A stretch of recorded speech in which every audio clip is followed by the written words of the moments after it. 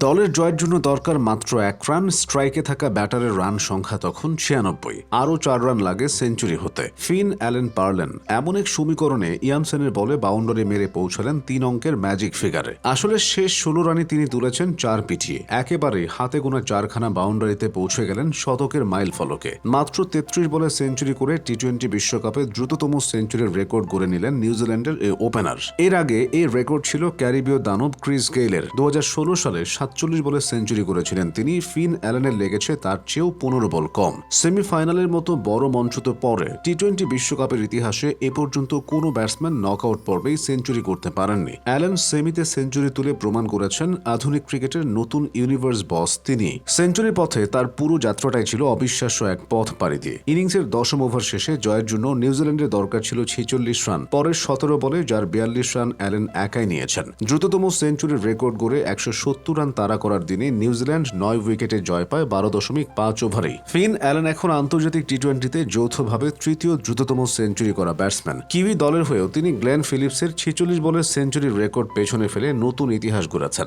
আবার 2024 সালে পাকিস্তানের বিপক্ষে 62 বলে 137 রানের ইনিংস খেলে তিনি নিউজিল্যান্ডের হয়ে টি-20তে সর্বোচ্চ রানের রেকর্ড করেন। বাসবল ক্রিকেটের জনক নিউজিল্যান্ডের সাবেক ক্রিকেটার ব্রেন্ডন ম্যাককালাম অবসরের পর কিউইদের হয়ে ঘটে আরেক ম্যাককালামের আবির্ভাব। প্রতিপক্ষ বোলারকে প্রতিপক্ষের বোলিংয়ের ইউনিটের শক্তিমত্তা, নিজের ব্যাটিং পজিশন অথবা ম্যাচ সিনারিও, এসবের কোনো কিছুই তার কাছে বিবেচ্য বিষয় নয়। প্রথম বল থেকেই ফিন অ্যালেন চান বোলারের উপর চড়াও হতে। অ্যালেন ফিনের পূর্ণ মনোযোগ থাকে নিজের হিটিং জোনকে কেন্দ্র করে। তার ব্যাটিংয়ে পেশি শক্তির চেয়ে টাইমিং আর হাতের গতির প্রাধান্য বেশি। লেগ সাইডে ফ্লিক কিংবা কাউ কর্নার দিয়ে তিনি অবলীলায় বড় ছক্কা হাঁকাতে পারেন। সাম্প্রতিক সময়ে অফসাইডেও দক্ষতা বাড়িয়েছেন। এক্সট্রা কাভারের ওপরে দেন লফটেড ড্রাইভ। 1999 সালের 22 এপ্রিল অকল্যান্ডে জন্ম নেওয়া ফিন অ্যালেনকে নিউজিল্যান্ড ক্রিকেটের পরবর্তী সুপারস্টার হিসেবে ধরা হয়। অ্যালেন প্রথমবার আলোচনায় এসেছিলেন 2018 সালের আন্ডার-19 বিশ্বকাপে। সেবার তার ব্যাটিং সবাইকে মুগ্ধ করে। পরে কিউই দলের কিংবদন্তি মার্টিন গ্যাপটিলের স্থলাভিষিক্ত হয়ে খুব কম সময়ে নিজেকে প্রমাণ করেন।